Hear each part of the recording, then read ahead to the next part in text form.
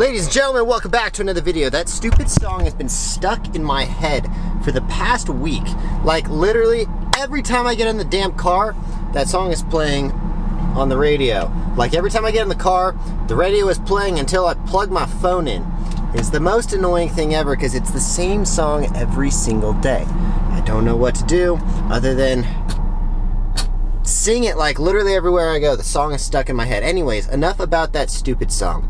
Today I'm answering a few emails all at the same time because I got two emails and they're very similar. They are people giving up on their dreams. If your dream was to be a successful delivery driver, I'm just kidding. Well, one of them is about someone who's giving up on their business, which they've been doing for about a year. And the second person is giving up on Doordash after a month. So I'm going to just kind of respond to both of them because both emails came in within the past 2 days, and they're very similar, you know? So a lot of people don't have the patience to be an entrepreneur or independent contractor. A lot of people don't have the patience to be on their own. A lot of people need to be told what to do, and a lot of people need to be scheduled their own times because a lot of people don't have the drive to go and do it on their own. And it's unfortunate, but a lot of people just don't have that. It's just not there within them. And I don't know what it is. I think it comes from a lot of like personally, I have great work ethic. Like, not to pat myself on the shoulder or anything, but I generally can outwork anyone. And I force myself to outwork anyone. It's not like I just was naturally gifted with that. I make sure that if I'm ever in a working situation where there's multiple people working, I'm always going to outwork everyone around me, especially if I'm in a leadership position. I hope I don't come off as cocky. I'm just saying I always make sure that if someone's lifting something, I'm lifting twice as much as them. If someone is doing, like, we're loading the trailer, or we're building a freaking tramp wall, or we're just moving out of the house or something, and I'm getting paid to help, or it's my gig, I'm always going to make sure that I'm the person who is working the absolute hardest. I love the saying by The Rock, always be the hardest working person in the room. Hardest worker in the room, or whatever it is. A lot of people are lazy, and I've talked to a few people that came over to my house the other day. They were talking about starting their own business, and like, I'm just lazy. And I'm like, yeah, if you tell yourself that you're lazy, you should not be doing this at all. A lot of people are trapped in the mind of what they say that they are themselves, you know? Like, let's say I'm addicted to cigarettes. Let's say I'm not. I'm just saying. Let's say if you were to be someone who says, I'm addicted to cigarettes, well, guess what? You're going to be addicted to cigarettes. If you stop saying that, it might be a lot easier for you to not be addicted to cigarettes. Or let's say something even a lighter saying, I have to have a cup of coffee. Can't speak. I have to have a cup of coffee every day in the morning before I do anything.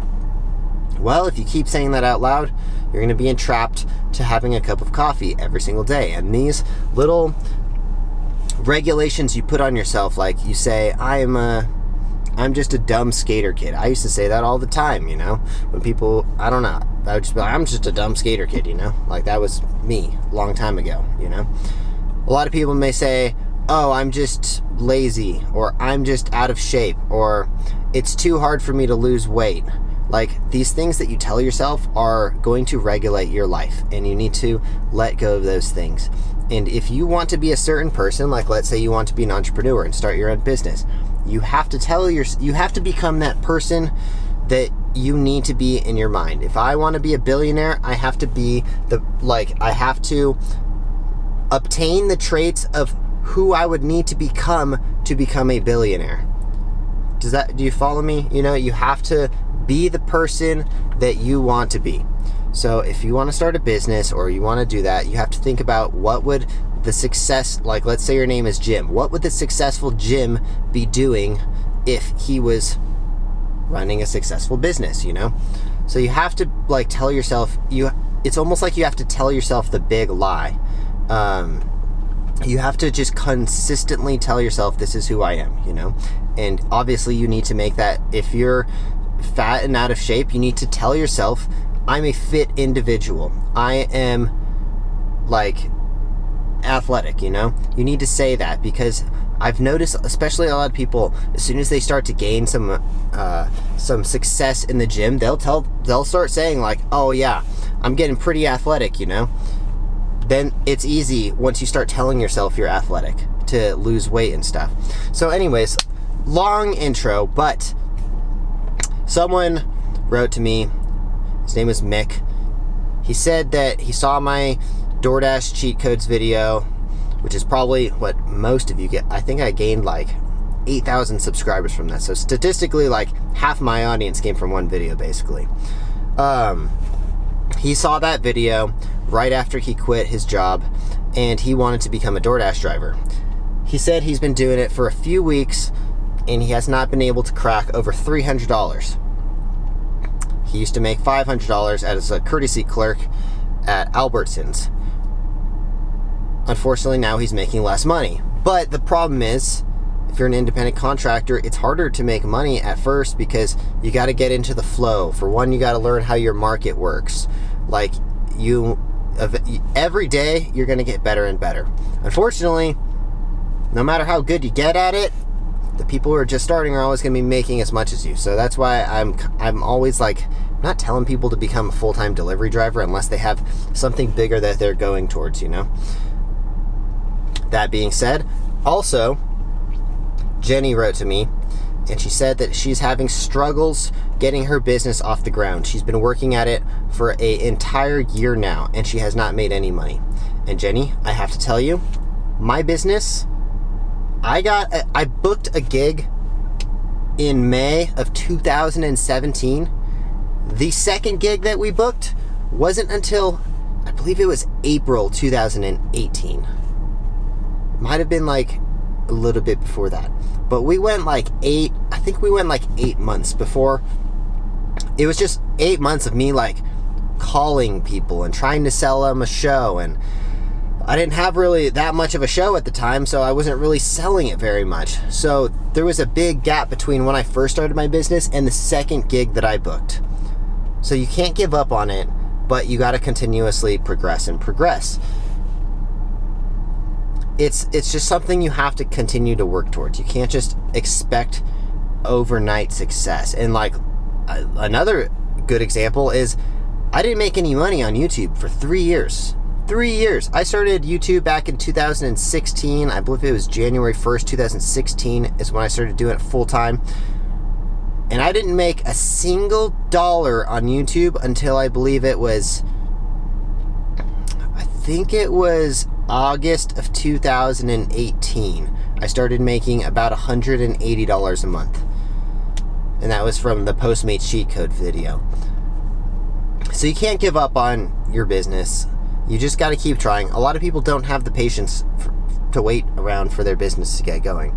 And that's why I believe it's like 50% of businesses fail within the first year or 2 years or something like that. It's a pretty crazy statistic.